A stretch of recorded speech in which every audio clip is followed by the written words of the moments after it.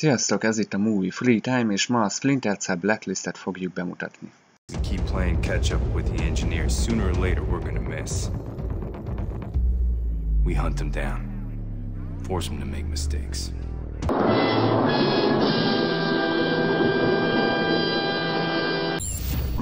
Blacklist. Hol is kezdjem? Először is a Splinter Cell, a kedvenc játék szériám, ám bár a Conviction óta meg se lehet ismerni. What? You want it now? Because I mean, it's not finished per se. I'll just get it. Persze a fekete lista próbál visszanyúlni elődeihez, ami leginkább a Pandora Tomorrow és a Double Agentet használja fel. Persze mindez nyakon öntve, fűszerezve és tálalva a Conviction-nel. Példának okául a Pandora Tomorrow sunyi húzásai és eszközei a Conviction brutalitásával és fejlettségével.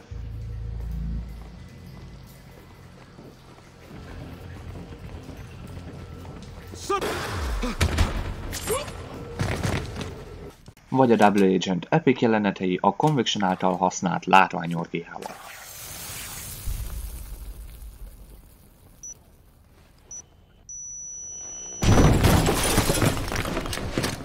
De azok, akiknek a Conviction nem adta a Splinter Cell élményt, azok se keseredjenek el, mert a hangsúly ismét a lopakodás, a felszerelésünk is bővült és hasznosabb, mint valaha.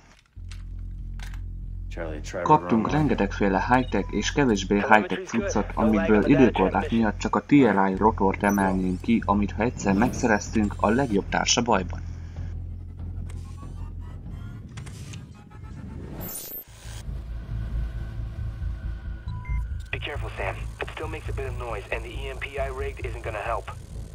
Térjünk rá kicsit a lopakodásra, ami a Conviction-höz méltóan átfajulhat Rambóba.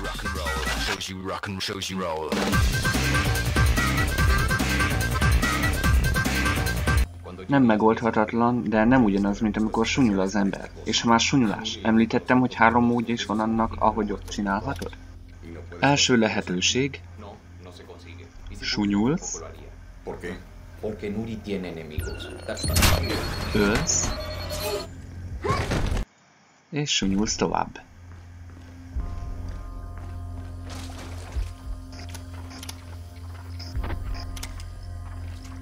Ide sorolom azt is, amikor rohansz, ölsz, és rohansz tovább. Második lehetőség. Sunyulsz.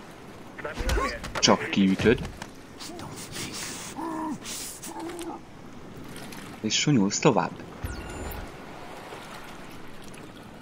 Ide sorolom azt is, amikor rohansz, csak kiütöd, és rohansz tovább. És a klasszikus sunyulsz, még csak ki se ütöd,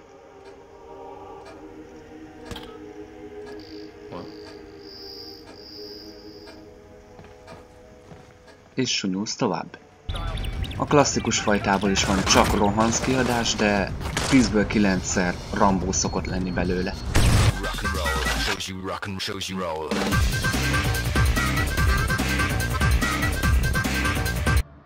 Szemruháját lehet fejleszteni, ennyi volt a fekete lista bemutató, ha tetszett a videó, iratkozz fel és tarts velünk legközelebb is.